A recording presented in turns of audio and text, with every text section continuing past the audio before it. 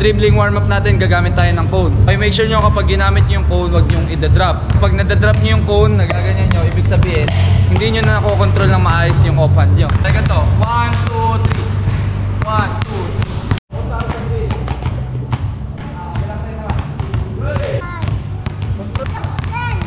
3. O, re-regress natin. Pagka toss and snatch nyo, turn yun, please. 1, 2, 3, toss and snatch. Tapos 1, 2, 3, back and place. Every move, isang pagkakas. Wala kayo. O, time. 1, 2, 3. Oh my gosh.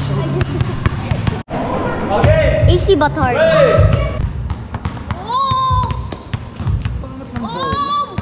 Lalaro tayo. Alam niyo naman ice cream. Gagawin nyo, proprotektahan nyo yung ice cream nyo. Goal nyo, huwag masyang mahulog. Kapag lumabas ni...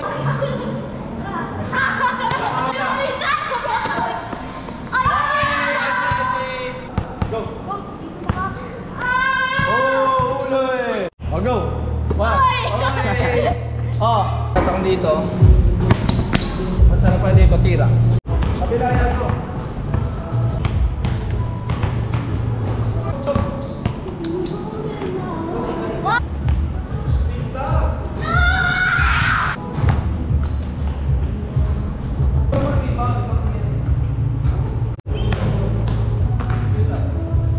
Call this inverted drag punch. Diba ang drag punch ito? Drag punch tawag dyan. Pero ang gagawin natin inverted. Yung regular drag, ang gagawin nyo inverted. So bali yan, pag ganyan. Time.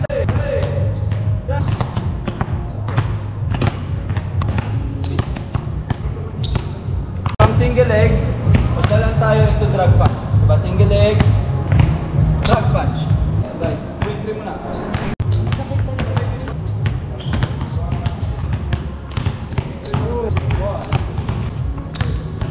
Full step kayo dito. Pagka single leg nyo, inverted drag punch.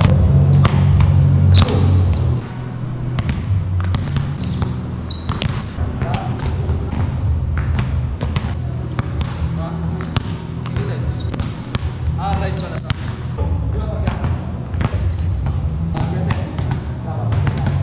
Layup lang tayo, pero no bounce. Pagka layup nyo, rebound ka agad, then pasa sa kakampi. Go!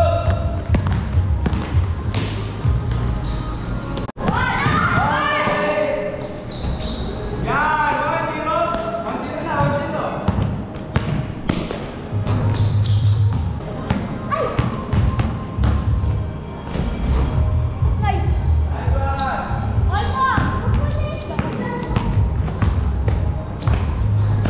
Dribble step ako sa logo, tapos pick up, bola. Ito si swing step ko sa 2. Tapos yung isa ko pang step sa 1. Tapos finish.